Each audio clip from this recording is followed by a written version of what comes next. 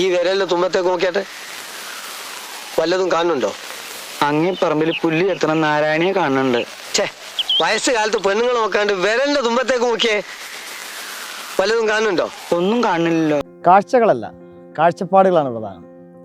വളരെ കാലം മുമ്പ് വളരെ ഹിറ്റായ ഒരു ഡയലോഗായിരുന്നു മസനഗുഡിയിലേക്കുള്ള ഒരു യാത്ര. അതിൻ്റെ വാല് പിടിച്ച് ഒരുപാട് പേര് യാത്ര ചെയ്തു.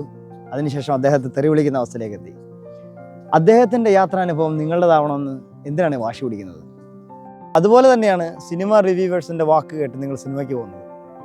ഈ അടുത്തിറങ്ങിയ കിഷ്കിന്ധാകാന്ഡം എനിക്ക് തോന്നുന്നില്ല എല്ലാവരുടെയും ഒരു കപ്പ് ഓഫ് ടീ ആണെന്ന്. അതിന് ഒരു പെർട്ടിക്കുലർ ഓഡിയൻസ് ഉണ്ട്. എല്ലാ മനുഷ്യരുടെയും താല്പര്യങ്ങളും കാഴ്ചപ്പാടുകളും വ്യത്യസ്തമാണ്. ഞാനിത് പറയാനുണ്ടായ കാരണം യൂറോപ്പിലേക്ക് വരുന്ന ഒട്ടുമിക്ക ആൾക്കാരുടെയും കൺസേൺ എന്ന് പറഞ്ഞ ജോലിയാണ്. അപ്പോൾ അതിന് വിദ്യാഭ്യാസം കഴിഞ്ഞാൽ ജോലി കിട്ടുമോ അങ്ങനെയുള്ള പ്രശ്നങ്ങളൊക്കെയാണ്. അപ്പോൾ അത് ചോദിക്കുന്ന ആൾക്കാർ പൊതുവേ നെഗറ്റീവാണ് പറയാറുള്ളത്. ജോലി കിട്ടത്തില്ല, ഇവിടെ വന്ന കഷ്ടപ്പാടാണെന്നുള്ളതാണ് ഒന്നാമത്തെ ഒരു പ്രശ്നം. പക്ഷേ രണ്ടാമതായി ഞാൻ പറയുന്നൊരു കാര്യം, നിങ്ങൾക്ക് കഴിവുണ്ടെങ്കിൽ നിങ്ങളുടെ കഴിവ് എന്തിനാണ് മറ്റുള്ളവർക്ക് അടിയറ വെക്കുന്നത്?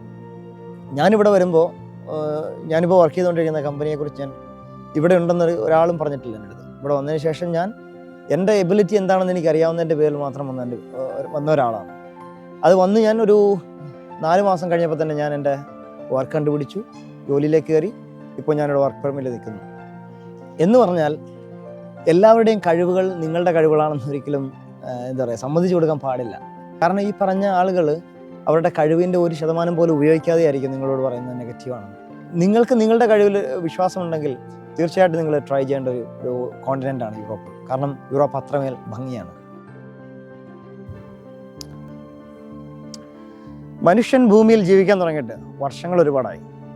ഒന്ന് ആലോചിച്ച് നോക്കും, അന്നും ഇന്നും മനുഷ്യൻ ഒരുപോലെ ചിന്തിച്ചിരുന്നെങ്കിൽ ഈ കാണുന്ന ടെക്നോളജീസും ലോകവും ഇത്രമേൽ മാറിപ്പോവില്ലായിരുന്നു. Good day.